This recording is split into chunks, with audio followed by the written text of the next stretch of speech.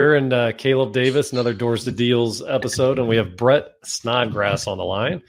Brett, can you kind of introduce yourself and give us a brief background on you? Yeah. Well, thanks, Jim. Thanks, Gabe, for having me on the show today. Appreciate you guys just bringing me on. And yeah, I'm Brett Snodgrass. I am a Midwest guy. I'm from Indiana, in a town called Fort Wayne, Indiana. And if you haven't heard of that, not many people have. So we have corn and basketball, and we do, cheap real estate. So that's what I've been kind of doing the last 16 years. Got 4 kids, my beautiful wife, and so I'm a pretty busy guy. I run a men's ministry called Iron Deep that we do these kind of transformational leadership events in very unique places. We just had one out in the Rocky Mountains in a big log cabin. So we did that. Just like pouring in and impacting people. So thank you for having me on the show. Absolutely. So you were saying, as far as real estate goes, you've achieved what very few people have done, right? So had a flipping company for 16 years, and now you're spending just a couple hours. You still own it, but you're just spending a couple hours a week on it. So let's dig into that. Yeah, definitely. So my real estate career started around 2007. So I kind of lucky, whatever, got into the right time at the end of 2007, the crash hit. And I was a substitute school teacher before that. So I really didn't know what I was doing, but really spent the last 15 years building that up. But 2 years ago, I kind of hit this wall, turned 40, and I don't know what you call that, some midlife, or just kind of like you start just reflecting on life, what matters and what means the most to you. And, I'd spent the last several years really busy, grinding out, a lot of stress, late nights, things like that, just kind of managing everything. And, I had probably flipped 3,000 deals or so in our career. And, so flipping a property wasn't that attractive to me anymore. But what was attractive was the reason why I got into it was, trying to get the freedom component. And I just never thought that I could honestly get out of the business or sit in what we call the owner's box. So if you think about a sports team, you kind of got the coach down and he's calling the plays. And that's what I was doing most of the time, managing, calling the plays, the vision. But then you got the owner's box, and the owner of the team actually just sits up there and he just roots his team on. And that's the seat that I didn't know if I could ever get to until about 2 years ago, right before COVID. And I was sitting in a room with our COO. He was kind of managing everything, and I was the visionary. He was the integrator. And our business coach said, "Brett, do you even kind of want to be in the business?" Because I was just kind of sitting there and just listening, and I was kind of just maybe checked out a little bit, I guess. And honestly, I asked my business coach, I said, can I even do that? Is that an option? And he said, well, it's your business. And yeah, it's an option. So a few months later, I talked to my COO and I said, here's what I would like to do. Would you be up for this? You be CEO and you run the company, and I'll be your biggest fan and you make the decisions. And he said, yes. So that's been going on the last 2+ years. And it's been fun. So I went from really working a lot of hours, grinding out, to last couple years, sitting in the owner's box. And it's really weird at first, but after a while you get used to it. And I'm just a normal guy that some of the people on my team don't know my name or who I am, and that's okay. And I just have to, that's the seat I'm in. So it's been pretty fun. Oh, that's really neat. I love the way you explain that, sitting in the owner's box.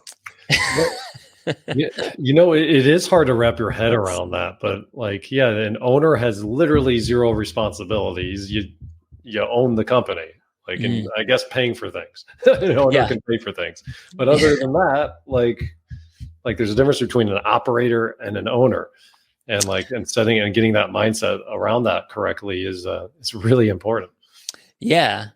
And I had some other things that, obviously, I don't know if you guys ever reached that point where, I lost a lot of the passion and the zest behind really running the business. I still wanted to own the business, but I lost the adrenaline rush, the passion. I had done a lot of different things, and a lot of that just wasn't there anymore.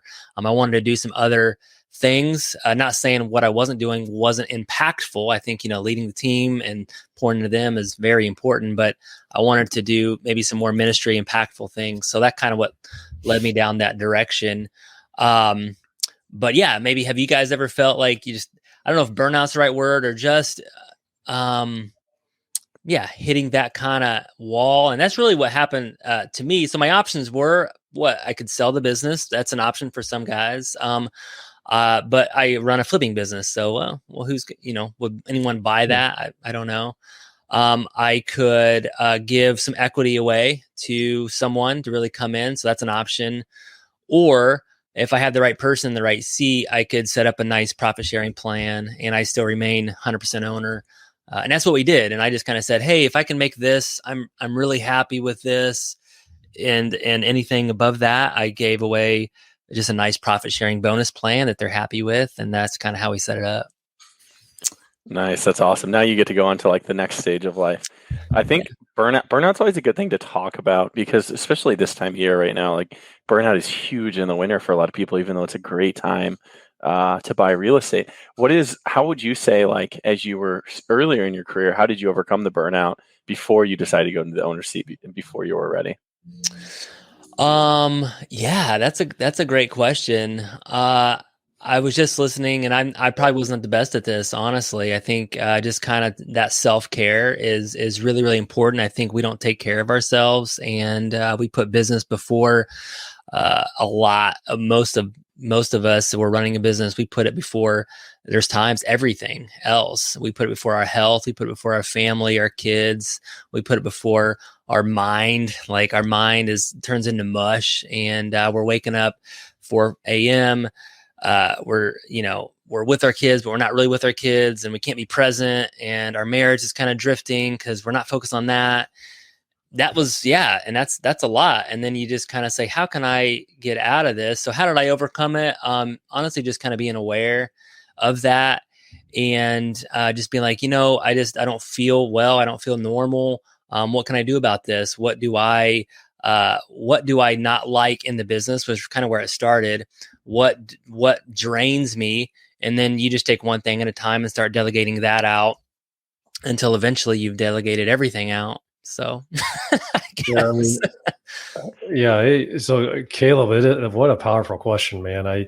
For me, it was a similar journey. Like I almost had to become aware that the best thing for my business was to fully detach and fully be a dad, fully be a husband, fully be a friend, so that then when Monday morning rolled around, I could sprint again and I could actually rest. And there's like an image that really made a difference for me was there's a pull this up, like Google it, Google like a marathon runner and a sprinter. And just the pictures of both of those individuals. Wow. And ask yourself, like, who do I want to, like, who would I rather be? What would I rather resemble? Mm-hmm. Right. And then it was such a weird thing. Like an entrepreneur, you as an entrepreneur, you really struggle with this, but like the best thing for your business is to just detach. Mm-hmm. Like I'm doing my business good by not continually grinding and continually being on that hamster wheel almost, right? So that's what helped to me. Caleb, what's helped you, man? You're kind of a motor too, bud. Yeah, I'm a little different. So I run 110 miles an hour for 10 weeks, and literally I'll work 7 days a week, and then I take a week off and I go on vacation, and then I spend 10 weeks running full sprint, and then I take a week off. Not a full week. I still work, but I literally leave. Jim knows we've worked together a while now.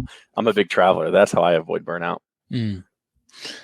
Yeah. I mean, I definitely, I think having something to kind of look forward to, I think is really, really, really important. And I'm kind of like that too. I can run pretty hard, and I've been running pretty hard the last month or so, just a lot of different things. And it's not all business for me either. Even with the family, I mean, I'm trying to figure out like what is that organization look like. That's an organization in and of itself, and running that is probably harder than any business. So trying to get that right. And yeah, I think we all have different ways, but I think looking forward to something, seeing some light at the end of the tunnel. And again, looking at your business, looking over it and figuring out, okay, what should I not be doing? What do I need to delegate? And then really just running your business as a business, because I think a lot of times we just get stuck in just the minutia of just doing this day in and day out. And for me, it was like, just taking that time, retreating away, and start writing down like my priorities, like what really matters to me, what's really important to me, what do I really, really want.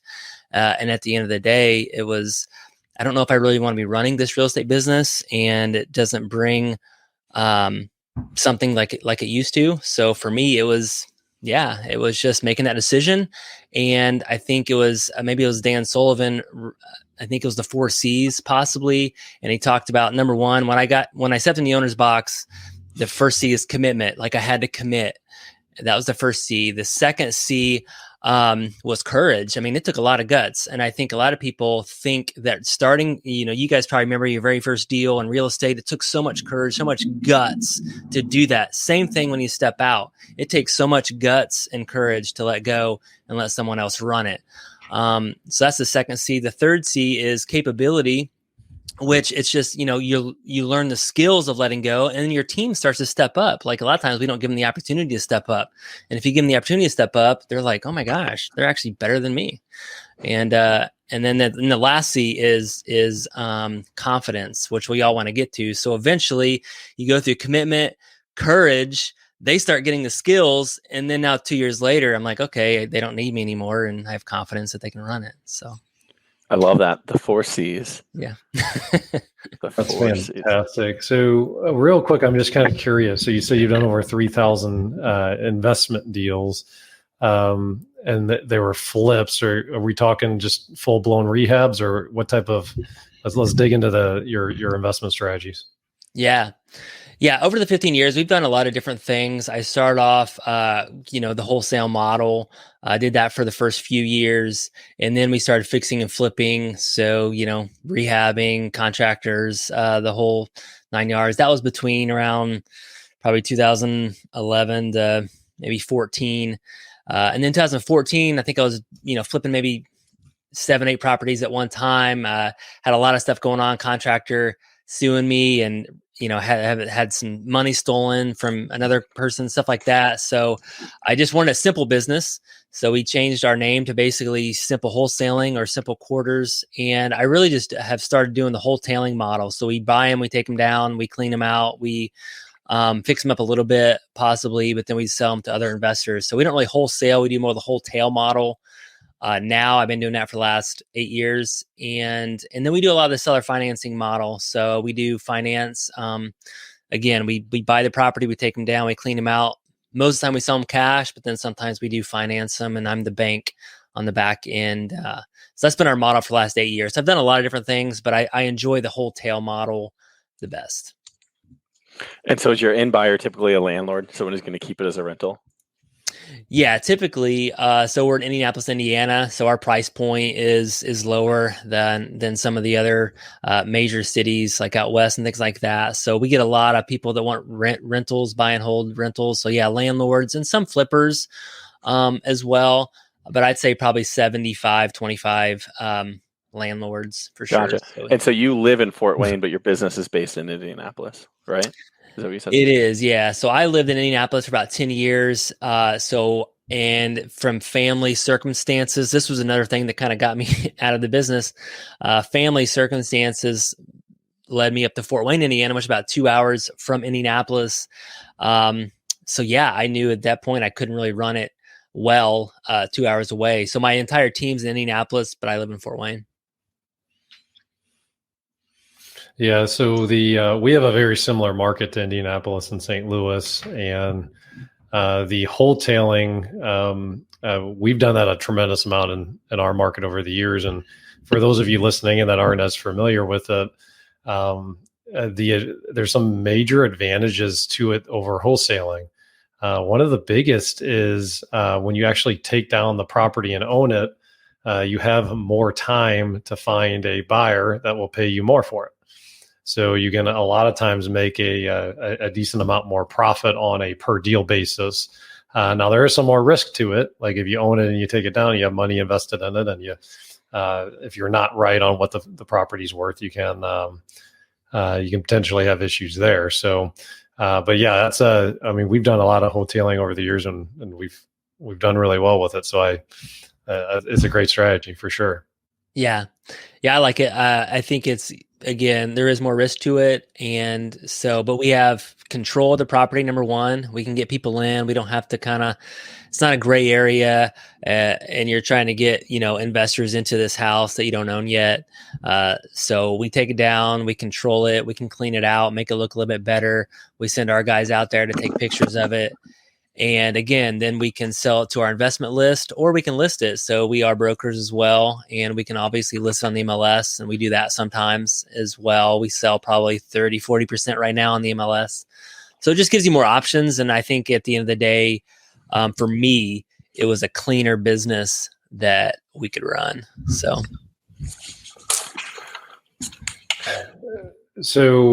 with interest rates, have you made any adjustments with interest rates kind of changing and to the model, or are you still kind of doing the same thing? Hey there, if you're looking to get the ultimate edge for your real estate investing company, go to doorstodeals.com/invest for more information. Just so you know, a high percentage of the people that we interview on this podcast are actually already Three Doors Network members. And our network members have a lot of extra resources. They have access to an online training vault with over 3 years worth of content in it. They have access to vendor savings like our Home Depot discount that's literally saved thousands of dollars for members. And we have a weekly group coaching call, and we have a lot of other great things as well as part of the Three Doors Network. So make sure that you check it out on doorstodeals.com/invest. Have you made any adjustments with interest rates kind of changing and to the model, or are you still kind of doing the same thing? Yeah, I mean, we're obviously definitely visiting that.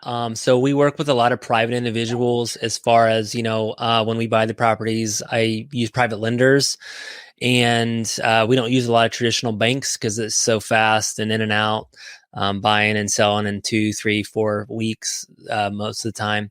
So I use private individuals for our properties. And have we seen, we've definitely seen some just more conversations around that. So yeah, to be honest, we would borrow money at maybe 6, 7, 8% from private individuals. And now that's traditional banks are loaning more than that. So so conversations have been started. So we are having to adjust honestly on our prices. And people are just having more conversations about the interest rate for sure. Yeah, that's the that's the interesting thing about business, isn't it? Like the sandbox can change on us. So then we have to super fast too. Yeah. In this case, like, my goodness, it's been and it affects obviously affects everything, interest, it affects everything. So I've seen other investors having a lot of trouble. I mean, I got a friend of mine, he's selling a $340,000 flip that he fixed up. He's flipping, and to get a loan on that for the end buyer, it's like them buying a $500,000 house like 5 months ago, right? Just because of the rate. So it's definitely affecting. So if it affects the flippers, it affects the landlords, it affects obviously us in our business as well. Yeah, absolutely. Yeah. So, I mean, we're actually on our end, we're viewing this as a fantastic opportunity to buy and hold on to more real estate because we have a situation where there's like a little bit of unsettling with like the velocity of interest rates being changed, but we still had the housing crisis before all of this stuff was going on, right, guys? So, so it's we believe it's a great opportunity if you're doing a buy and hold model, and so we have a lot of passive income opportunities for people and whatnot that and what we do, but that's awesome. So that's what we're personally bullish on and what we're working on. So yeah, you talked about like you're now an owner, and that's opened up kind of like your mind to like doing things that are impactful, right?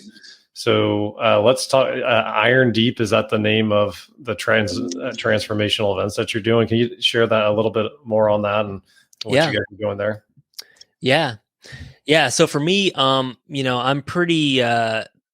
I've been around business owners and entrepreneurs for the last 15 plus years, and I've just seen a lot of especially men, because I kind of surround myself mostly with men that own businesses. A lot of times they're battling internally, and I'm also a man of faith. So they're battling. I've seen, partnerships blow up in their business, marriages get destroyed, kids don't want anything to do with them. Anxiety, stress, health just declining, like just all these different things they're just battling, and they can't really let it out because a lot of us just kind of wear our mask around. We're always the guys that have it all together. People think that, we have it made, we don't have any problems, things like that. So, and I've been a part of a lot of groups, a lot of mastermind types of groups that are great for business, great for networking. But again, there was a hard time to be real and to be raw. So for me, like, I just wanted more depth to our group. So I basically started a group called Iron Deep. You can check it out at irondeep.com. And basically, we've only had one event so far. It's a pretty brand new organization, but our event in this past September, we went out to the Rocky Mountains. We rented out a 26,000 square foot log cabin. It was 26 guys. And we were in a room for a couple of days, and we did some, we kind of take them through a very just real and raw experiences that it's safe, it's sacred trust. And we just do some really cool things to kind of let them be them.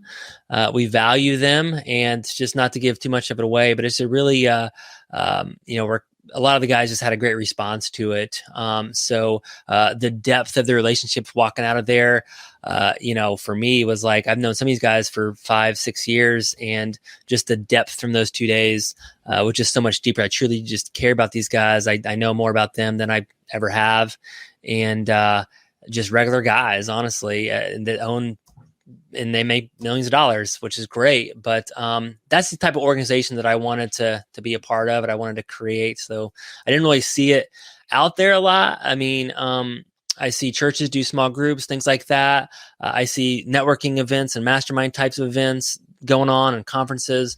But I didn't see, I guess, where you can just be real and raw and just, take off the mask a little bit, but still, root for each other in business and in life. And that's kind of what Iron Deep's all about. So I'm a huge mastermind fan, and it is amazing when you get into the right one. And there's a lot of masterminds out there, and they call themselves masterminds, but they're actually not. Mm-hmm. So a true mastermind, you sit down with like 10 people or 20 people. Like it's not a crazy big group, and you actually talk about the problems that you really probably don't want to share, but you need to share, that you're dealing with. And one of the interesting things about what's happening with entrepreneurs and like the entrepreneurial journey is, like, when you're just starting out, what's hard to you is like doing that first deal. And like, and you mentioned, I loved how you mentioned that, and how it took courage to do that. But then as you kind of climb up the ladder of success, the problems get bigger and they get harder a lot of times. Mm-hmm. I mean, we've had situations of mental health. We've had a ton of different situations that we've encountered as business owners, as our team has grown, that you're not always equipped to handle. So like, when you have another group of people around you that have maybe been there and experienced that, and give you that outside perspective, it takes the load off a little bit. It makes it a little bit easier, helps you get perspective, and helps you see things more clearly, and potentially get to a better solution than what you could have if you just held it all on your own. So I'm a massive fan of it. So congrats on that, man. Sounds like you got a great group going. Yeah, no, thank you. I'm enjoying it so far. I could definitely see it doing. This is kind of like a purpose for me, and it's not a burnout situation. I love doing it, and I could see it for the rest of my life. And so just to see the response, like I said, we had our very first one, and I just said, hey, let's just see how this goes. And I thought it went really, really well. So it's a very unique type of experience that if people are interested, like I said, go check out Iron Deep. We don't have these at hotel conference rooms. These are kind of in, large Airbnb in the mountains, where we're chilling out without shoes on in a living room. or somewhere in the mountains. Like these are the types of experiences. We're probably we're going to be launching one in March at Zion and at the Red Rocks. So like these are the types of events we're going to be doing. A lot of the guys says, man, like I love what you're doing, but like I never get to bring my wife. And so they like I did a survey and they're like, I wish I could bring my wife to something too. Like I keep getting taken away from my family. So I was like, that's not what I really wanted. So we're putting a soulmate retreat together in Palm Springs, California next year. So I just did things like that. Like I asked guys what they want. So these are very intimate, not large groups, very unique locations where you're surrounded by the beauty and creation, and it's just kind of real. So yeah, so check it out. So if you had like a typical member, like what do they look like? They own $1 million, like a company, they're a business owner that is just starting out, they're kind of more seasoned. Like what's the typical person in the group like? Yeah.